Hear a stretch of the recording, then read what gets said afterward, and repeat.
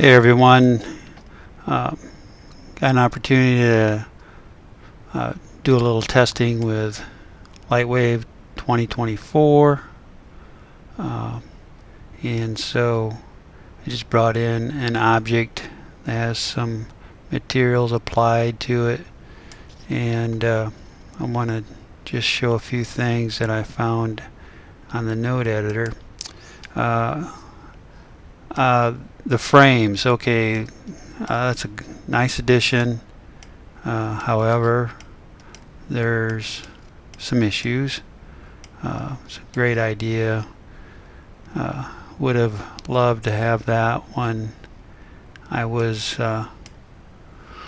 working on a team, but now that I'm doing it on my own, I still think it's going to be useful for notes and stuff like that to kind of, so you can remember what you did. So anyway, I wouldn't probably use a frame for any of this. This is pretty self-explanatory in my opinion for what I was doing. But first and foremost, let's say I did want to add a frame to something here to say that I'm just running this through a gradient or something. So first thing is, okay, where's the button to add a frame?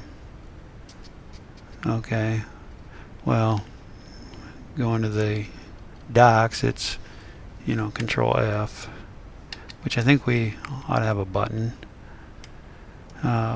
Okay, so I created my first frame. That's cool. And then of course you can edit. We'll just test, and this is my reminder, and okay, I like it. Cool. There probably ought to be a little something here happening to your mouse pointer or something when you grab an edge here, or some indication that you've maybe the whole thing ought to highlight right here or something, that you've grabbed it and you can move it around. Number one, see how you get a highlight here when you've actually grabbed it. Why don't you get a highlight on this one here too, and especially when you want to make it wider or change the size. Okay, so alright, that's all good. But now let's say I'm working on this material, and I need a copy of this right here, so I just say duplicate. Well, alright, I got another frame that I don't really care for. Why'd I get that? I have this selected. I just want to duplicate that. Let me see if I copy and paste. See if that copy, paste. See, I still get a frame.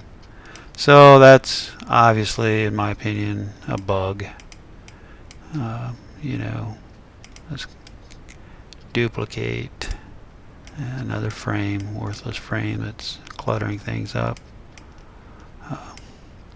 I do like the fact that if that thing even touches it, it moves around with it, so that's kind of neat. Might be bad in some people's minds, but I don't mind it. But yeah, so that's a bug. And then the other issue that I think is an issue is you got these presets, okay, and to me it makes no sense that you can open up this tendril preset inside a texture node tree. That's not good. And then how do you get rid of this stuff once you say you did accidentally put it in there? You're kind of screwed, aren't you? Remove frame. How about a remove frame and contents? How's that? Yeah, that would be good. Remove frame and contents. That's okay, so that's something that's definitely needed. Okay, they're hooked on something.